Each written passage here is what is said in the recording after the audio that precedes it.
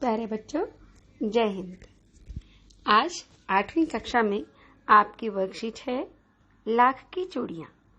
लाख की चूड़ियाँ पाठ हम पहले भी पढ़ चुके हैं और उसमें हमने पढ़ा था कि बदलू गांव में लाख की चूड़ियाँ बनाने का काम करता था।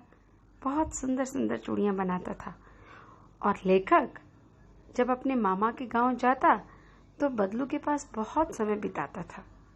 उसे बदलू के पास बैठना अच्छा लगता था क्योंकि वो लेखक को सुंदर सुंदर लाख की गोलियां बनाकर दिया करता था। वो एक नीम के पेड़ के नीचे एक मचिए पर बैठकर अपना काम करता था और भट्टी में लाख पिघलाता, लकड़ी की चौखट पर उसे सलाख के समान पतला करता और फिर उन्हें मुंगोरियों पर चढ़ाकर चूड़ी का आकार देता था। ये सब हम पिछली बार पढ़ चुके हैं। अब उससे आगे का जो आपका पाठ है उसका गद्यांश है, बदलू ये कार्य सदा ही एक मचिए पर बैठकर किया करता था जो बहुत ही पुरानी थी। बगल में उसका हुक्का रखा रहता जिसे वो बीच बीच में पीता रहता। गांव में मेरा दोपहर का समय अधिकतर बदलू के पास बीतता। वह मुझे लल्ला कहा करता और मेरे पहुंचते ही मेरे लिए तुरंत एक मछिया मंगा देता। मैं घंटों बैठे बैठे उसे इस प्रकार चूड़ियां बनाते देखता रहता। लगभग रोज ही वो 4-6 जोड़े चूड़ियां बनाता था।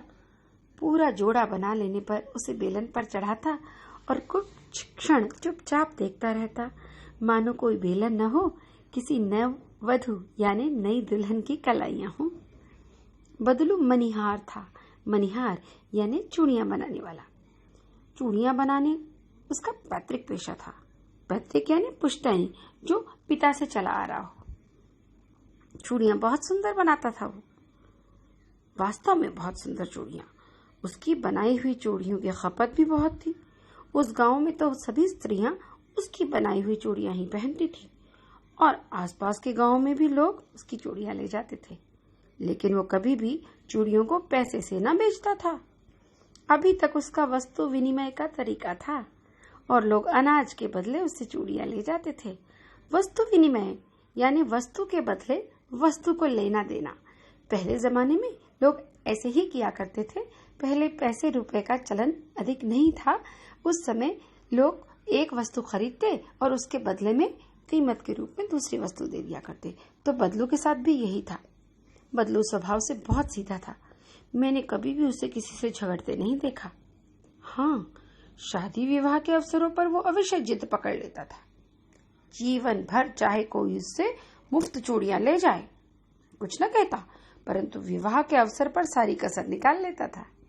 आखिर सुहाग के जोड़े का तो महत्व ही कुछ और होता है। मुझे याद है मेरे मामा के यहाँ किसी लड़की के विवाह पर जरा सी बात पर बिगड़ गया और फिर उसे मनाने में लोहे लग गए थे। लोहे लगना एक मुहावरा भी है, यानी बहुत कठिनाई होना। यदि वो रूठ जाता तो उसे मनाना भी बड़ा मुश्किल होता, क्योंकि उसके जैसी चूड़ियां आसपास कोई बनाता भी तो नहीं था। विवाह में इसी जोड़े का मूल्य इतना बढ़ जाता था उसके लिए कि उसके बदले उसकी घरवाली को ढेर सारे वस्त्र मिलते, ढेरों अनाज मिलता, उसको अपने लिए पगड़ी मिलती और रुपए जो मिलते सो अलग। यदि संसार में बदलू को किसी बात से चिढ़ थी तो वो थी कांच की चूड़ियों से।